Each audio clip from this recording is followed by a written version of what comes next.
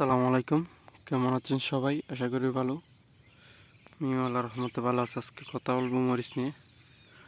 মরিচের দাম কেন কম এবং মরিচ যারা নতুন করে এই সময় চাষ করতে যাচ্ছেন তাদের জন্য কিছু সাজেশন দেওয়ার চেষ্টা করব। তো আমি প্রথমে যদি মরিচের দাম কম নিয়ে যদি কথা বলি,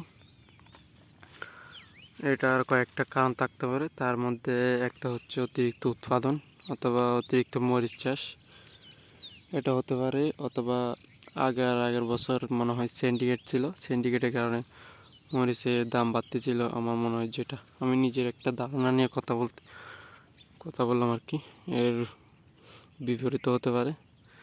তো এর আগের বছর মনে হয় এরকম ছিল যে মরিচনে 10 কেজি 12 কেজি এরকম বিক্রি করবো, আরগুলো ধরবো প্রয়োজনে ফেলে দেব, এমন একটা ধারণা আগের বছর ছিল। না হলে আগের বছর 400-500 এর থেকেও বেশি দাম থাকার পরও দাম থাকা দাম ছিল, কিন্তু এক বছরের মধ্যে এতটা ডিফারেন্স হওয়ার মানে আসে না। এই সময় অন্যান্য বছর কিন্তু 400-500 থেকে দাম থাকার পরও এবছর কিন্তু 15-20 টাকায় 30 টাকায় এরকম দাম কেন, এটা আমার মাথায় আসতেছে না। আমার মনে হয় এটার কারণে এই অন্যান্য বছর কিন্তু ইন্ডিয়া থেকেও প্রচুর পরিমাণ মরিচ আসছিল, কিন্তু এবছর কিন্তু তার প্রচুর পরিমাণ এবছর কিন্তু ইন্ডিয়া থেকে মরিচ আসতেছে না বললে চলে।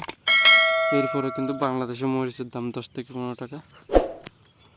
তো যদি 10 থেকে 15 টাকা 20 টাকা এরকম মরিচ হয়, মরিচে লাভ করা অসম্ভব, নিজের কস্টিং খরচ তোলা অসম্ভব, কারণ মরিচ তুলতে অনেক সময় লাগে আর মরিচের অনেক ব্যয়বহুল এই খরচ থাকে। যেহেতু এই সময় আগাম, সবচেয়ে রিস্ক নিয়ে মরিচ চাষ করতে হয়। অনেক রকম সমস্যা থাকে, মাকড়, রোগবালাই, গোড়া পচা, বৃষ্টি, ঝড় বাতাস। তো আপনারা যারা নতুন করে মরিচ চাষ করতে যাচ্ছেন তাদের নিয়ে কিছু কথা বলি। তো আপনারা চাইলে মরিচ চাষ করতে পারেন, কোনো সমস্যা নেই। আপনাদের নিজেদের অভিজ্ঞতা অনুযায়ী আপনি যেমন চাষ করতে যাচ্ছেন আরেকজনও তেমনই চাষ করতে যাচ্ছে, সবাই আগাম টার্গেট করতেছে, যেমন আমরা টার্গেট করলাম আর কি, মরিচের দাম নেই। তো আপনিও এখন রোপণ করবেন। আমাদের এগুলা কিন্তু এই সময় যদি কোনো প্রাকৃতিক দুর্যোগ না আসে তাহলে জানুয়ারি পর্যন্ত থাকবে, পুরো বছরই থাকবে। কিন্তু কারণ হচ্ছে মরিচটা অনেক লং লাস্টিং একটা ফসল, এগুলা বছর 2 বছর এরকম 1.5 বছর এরকম থাকে, 6 পার থেকে। এগুলো কিন্তু জানুয়ারি পর্যন্ত চলে যাবে। তাই এখন যদি আপনি মরিচ রোপণ করেন এগুলো আসবে কিন্তু আগস্ট সেপ্টেম্বরের দিকে।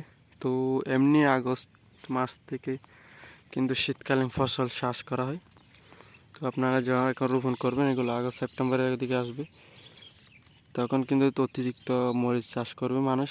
এমনি যারা স্মার্ট কৃষি না তারাও চাষ করবে, যারা আধুনিক কৃষি না বলতে আর কি, যারা এমনি করে লোকাল, তারা কিন্তু মরিচ চাষ করবে। তাই আপনারা ভেবে চিনতে, যাতে লস না হয়। যদি লস হয় আপনার কৃষিতে টিকে থাকা অসম্ভব, তখন কৃষি ছেড়ে দিয়ে চলে যেতে হবে। তো আপনারা দেখে শুনে চাষ করবেন। কৃষকের সমস্যা কৃষককে বুঝতে হবে। সবাই যদি এই কৃষকের সমস্যা না বোঝে তাহলে অন্যরা বুঝবে না। তারা যখন 400 থেকে 500 টাকা মরিচের দাম ছিল তখন কিন্তু সবারই মাথা ব্যথা ছিল, কিন্তু এখন থেকে 20 থেকে 30 টাকা মরিচের দাম, কারো মাথা ব্যথা নেই।